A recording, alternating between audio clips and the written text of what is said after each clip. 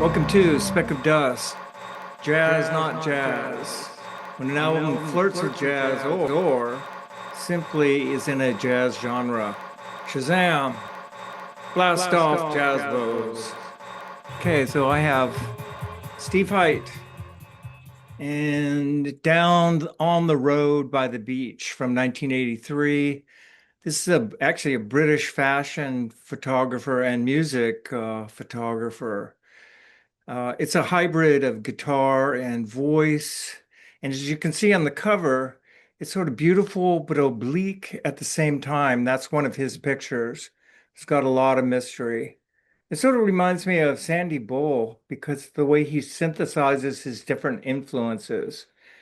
This has got loungy West Coast jazz, rock and roll. In fact, he does a cover of Roll Over Beethoven and Sleepwalk by Santo and Johnny. He was in Japan doing a show, a photo show, and he commandeered the Moon Riders, which was a local Japanese session group, um, and came up with this ambient, a touch of Drudy column, an album that evokes beachcombing, is calming, charming, and even has beach sound effects.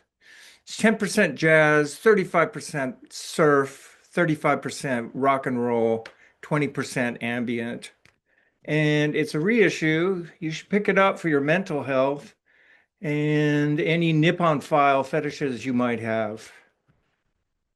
I also have Don Tiki, Hot Like Lava, which is a collection from 2021, spearheaded by, these are fake names, Perry Coma and Fluid Floyd, and the best Honolulu musicians.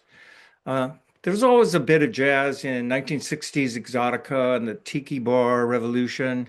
Martin Denny and Arthur Lyman both had jazz excursions within their, compositions, and they were also hiring unemployed jazz musicians to flesh out their compositions. There's a very trendy, exotica for the time. But this one goes further. It's contemporary lounge LP that wants to be a space age jazz fusion record. It's got Polynesian polyrhythms and polyphonic, instruments. On top, it's got jazz progressions, chromatic melodies with international references. And of course, it's got xylophones and vocals that emulate sound effects and bird sounds. So that's sort of fun. And Anthony Bourdain was quoted as saying, Tiki supergroup Don Tiki knows the world and the subculture of Tiki.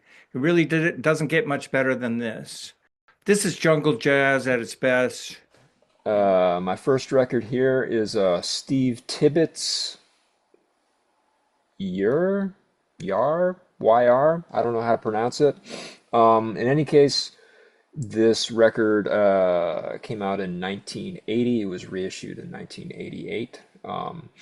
So Steve Tibbetts is an American guitar virtuoso, I guess. He's always been kind of moved in jazz slash new age slash folk circles. Um, this particular album here, I think it was his debut. It's you might characterize this as a record of tasteful shredding, perhaps. I mean, it's definitely that. But yeah. So you've got jazz, you've got folk, you've got fourth world style John Hassel stuff.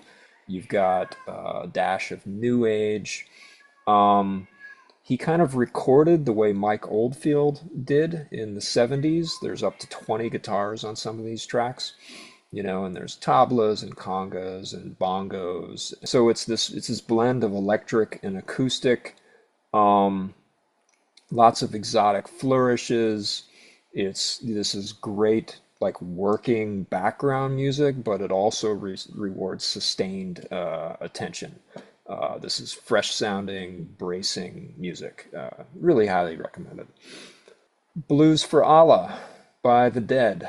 This is The Dead's fusion album. But so, everyone says that The Dead is best appreciated as a live band, and that's true. That is where it's at. But they definitely have worthy studio recordings, and this is one of them.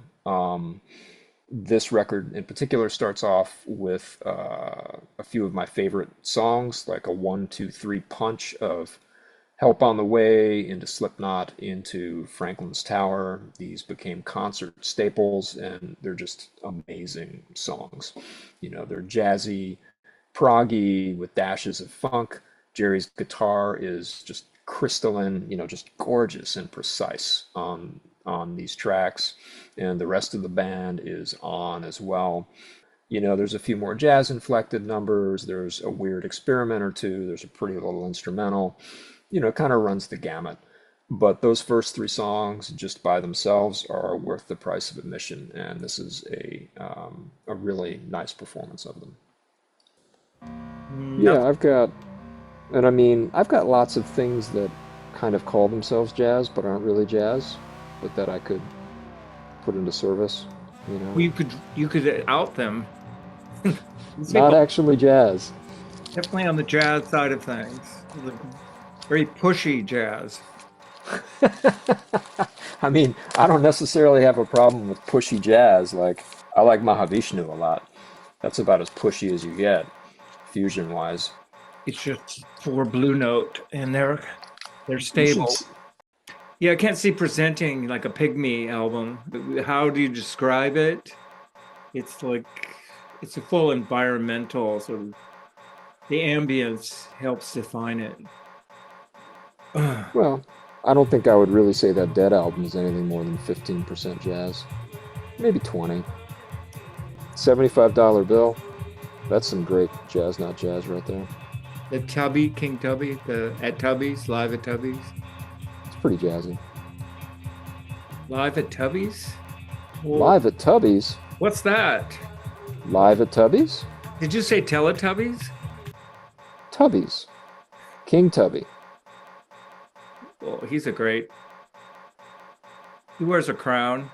He does. I don't believe he's overweight.